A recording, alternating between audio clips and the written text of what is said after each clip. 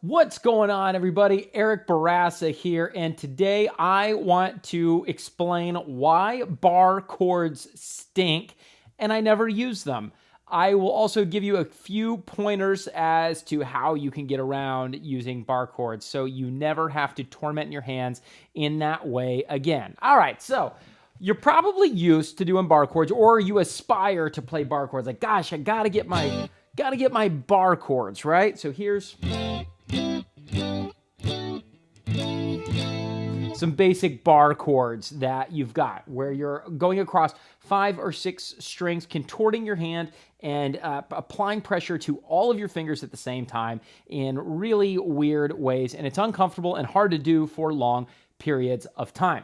So for me, the first reason why I don't use bar chords is, number one, I am frequently playing guitar for several hours at a time, and it's very difficult to maintain that kind of work and stress on my hand. Number two, bar chords are more difficult than not playing bar chords, so I don't want to do them. And number three, in the context of playing in a band, bar chords don't sound as good. So as good as what? What is the solution? You might be wondering. Well, I'm so glad you asked. It is using partial chords.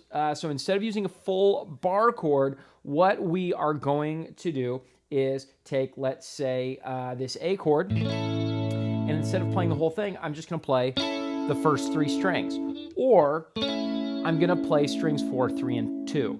So you still need to know your bar chord shape. So if any of my guitar students are watching and they're like, wait, Eric, you made me suffer through learning all my bar chords and going through chord mastery 4 and 5 in your 90-day guitar transformation program. Why on earth are you saying now that I don't need them? All right. So yes, it's true. I make all of my guitar students learn and master bar chords, but it's so that you have them in your arsenal, and then you can use them as a reference point for finding partial bar chords. So just playing 2 or 3 strings at a time. So on that A chord, I could play just these 2, just these 2, just these 2, just these 2, or even just those 2. Or I could do 3, right? Or I could do 4. At a time, and then I don't have to do all 6. 5, yeah. But most of the time, I'm going to be doing 3-string partial bar chords. So a great example of this would be in like the Red Hot Chili Peppers' Under the Bridge.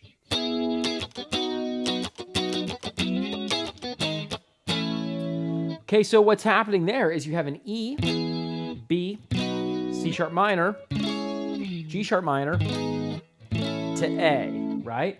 That for 4 straight minutes is really uncomfortable to play.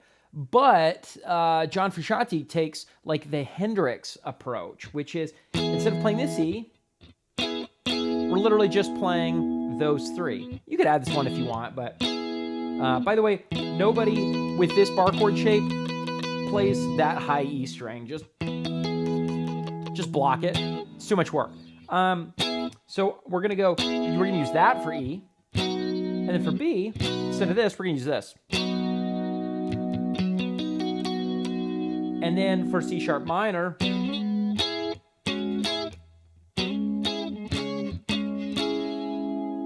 strings 5 through 2. Same thing when we go to G sharp minor. And then same thing when we go to A. So, right, so instead of this, fine, whatever. We're going to do this.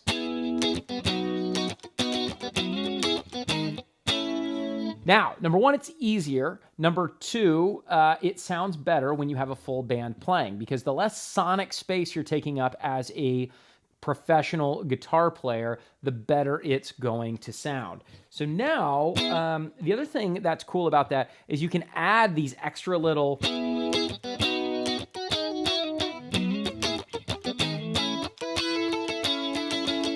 you can add all this little like Hendrixy type stuff and all these little fills that you couldn't if you were doing a full bar chord. Another great example of this is I've got some shows with Prism coming up, and in one of the songs, it's the harmonies are A minor to C, G, C. And then it just stays on G the second time. Well, what I'm playing there is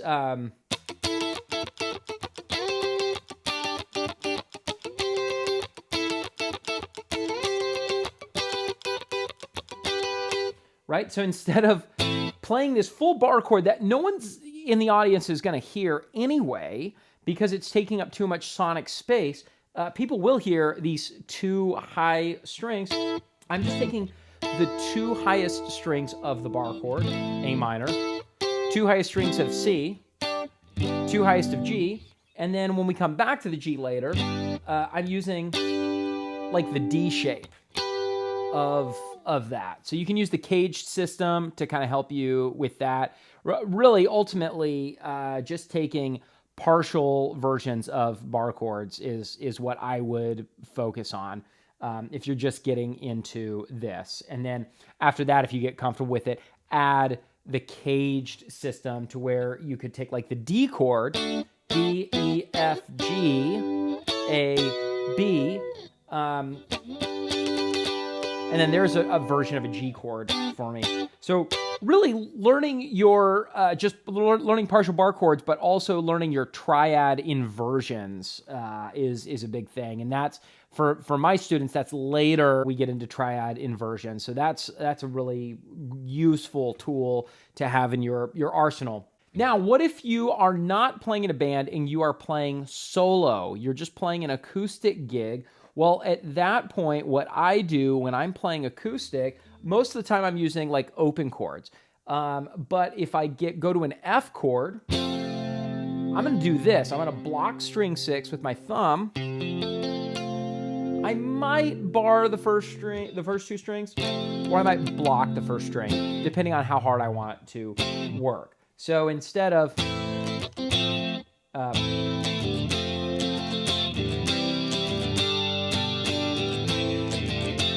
going to that full F chord, I'm doing most of the strings, but not having to bar my index finger saves some strain on my wrist and saves some strain on my index finger, and it still sounds very full. Nobody's going to notice that missing F note that's missing there in the bass. Now, the one bar chord I will do is if I'm doing a fifth string like B minor. If I'm playing open chords,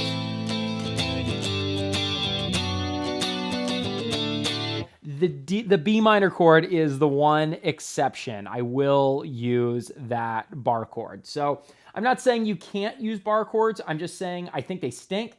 They're not fun. They don't sound as good in a band context.